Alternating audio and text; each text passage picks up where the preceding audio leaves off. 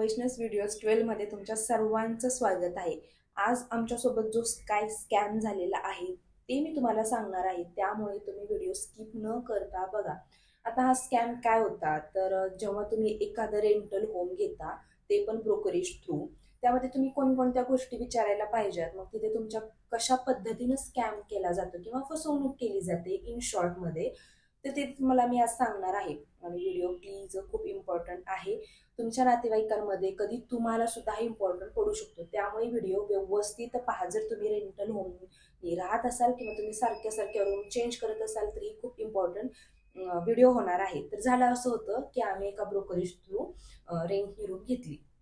आता काय झालं होतं, जो ओनर आहे ते एक डॉक्टर आहेत, ओके। मग आता ब्रोकरने आम्हाला सांगितलं नाही की कार पार्किंग नाहीये, टू व्हीलर पार्किंग होतं। मग कार पार्किंग नाही, मग आम्ही ओनरला फोन केला थोड्या दिवसानंतर की आमची कार येणार आहे तर आम्हाला अवेलेबल करून द्या जे आमचे पार्किंग आहे ती। त्या डॉक्टरनी म्हणजेच आमच्या ओनरनी आमची पार्किंग दिली होती कोणाला तरी रेंटनी दुसऱ्या व्यक्तीला। आता आम्ही त्यांना इन्फॉर्म केलं, त्यानंतर त्या म्हटलं की हो तुम्ही आणू शकता, कधी आणणार आहेत तेव्हा आम्हाला सांगा। मग आम्ही म्हटलं की ठीक आहे, इथे पार्किंगला जागा नाही तर ठीक आहे, गावी आहे तर ठेवूयात आपण गावी। मग काही दिवसांनी मग आम्ही आणायची ठरवली गाडी इकडे। मग आणल्यानंतर आम्ही त्यांना इन्फॉर्म केलं, ते हो हो बोलल्या। जेव्हा आम्ही इथं गाडी आणली तेव्हा त्यांनी दुसऱ्या कोणत्या तरी व्यक्तीला ती रेंटने दिली होती असं त्यांनी आम्हाला सांगितलं। आता सगळ्यात अगोदर आम्हाला ब्रोकरनी सांगितलं नव्हतं की तुम्हाला कार पार्किंग नसणारी किंवा तुम्हाला त्याचे पैसे एक्स्ट्राचे द्यावे लागतील, तुमचे जे रेंट आहे ते सोडून। ठीक आहे, आपण तेही द्यायला हरकत नाहीये, पण त्याची रेंट आहे ते ऐकल्यानंतर सामान्य माणसाला किंवा हजरून जाण्यासारखी रेट आहेत। पर मंथ 700 to 800 रुपीज तुम्ही त्यांना पे करावे लागतात, त्यानंतर ती कार पार्किंग आपल्याला मिळते 1 मंथ साठी। काही ठिकाणी 2000 रुपीज पण आहेत। मग आता आमच्या ओनरने काय केलेलं आहे की जी आमची पार्किंग आहे ती रेंटनी दिलेली आहे। आता त्या स्वतः एक डॉक्टर आहेत, वेल एज्युकेटेड आहेत, पैशाची काही कमी नसणारे असं मला तरी वाटतं। पण मग इतका पैसा काय कामाचा की ज्याची लिगली ती आहे पार्किंग ते दुसऱ्या व्यक्तीला देतात। आता आम्ही इथं लिगल थ्रू पण जाणार होतो, पण मग टाइम वेस्ट होईल आणि तेवढा टाइम आपल्याकडे अजिबात नाहीये। त्याच्यामुळे मग आम्ही त्यांना एकदा बोललो व्यवस्थित आणि स्पष्ट बोलून टाकलं की हे एकदम चुकीचं आहे। मग सगळ्या गोष्टी सॉल्व्ह आउट होत आहेत। पण जर तुम्ही कधी रेंटनी कुठे जाणार असाल, घेणार असाल तर सगळ्या गोष्टी व्यवस्थित विचारून घ्या। आणि आमच्या ओनरचं म्हणणं असंही होतं की तुम्ही दुसऱ्या सोसायटीमध्ये पार्किंग बघा। आमच्या स्वतःची पार्किंग असताना आम्ही कसं काय दुसऱ्या सोसायटीमध्ये पार्किंग बघणार, बरोबर की नाही?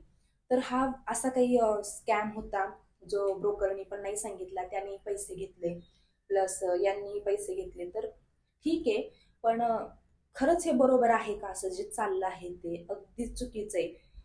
आता त्यांच्या वयाचा मान ठेवूनच आम्ही बोललो त्यांना, त्या थोड्या मिडल एजच्या असाव्या काहीतरी, मी तर काय पाहिलंच नाहीये त्यांना। पण मग हे चुकीचं आहे तर चुकीचं आहे, आणि मग चुकीला माफी नसते। मी बोलून गेले त्यांना, जे आहे ते आहे, आम्हाला अशी रूम नकोय म्हटलं। आणि एवढा पैसा नाही, म्हणजे तुम्ही पहिले क्लिअर राहा ना, तुम्ही ओनर आहेत, ब्रोकर आहेत, आम्हाला तुम्ही सांगितलं पाहिजे की कार पार्किंग आम्ही कोणाला तरी दिली आहे, मग हे असं मग तसं, तुमच्याकडे व्हेकल्स आहेत का?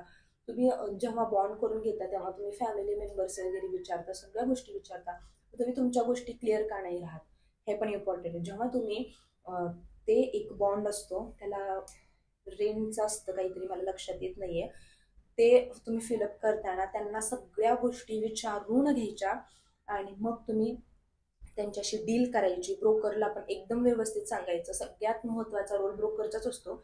ब्रोकर आपल्याला फसवतात, सांगत नाही, त्यांचं कमिशन्स असतात ते घेऊन घेतात दोन्ही पार्टीकडून, आणि मग आपल्याला मग ते गोष्टी सहन कराव्या लागतात। मग आपला ऑफिस टाइम असतो, जॉब, सगळ्या गोष्टी असतात, घरातल्या बऱ्याचशा पाठीमागे आपल्या गोष्टी असतात, या सगळ्या गोष्टी हँडल करून अशा काही गोष्टी असतात त्याच्याकडे आपण लक्ष नाही देऊ शकत।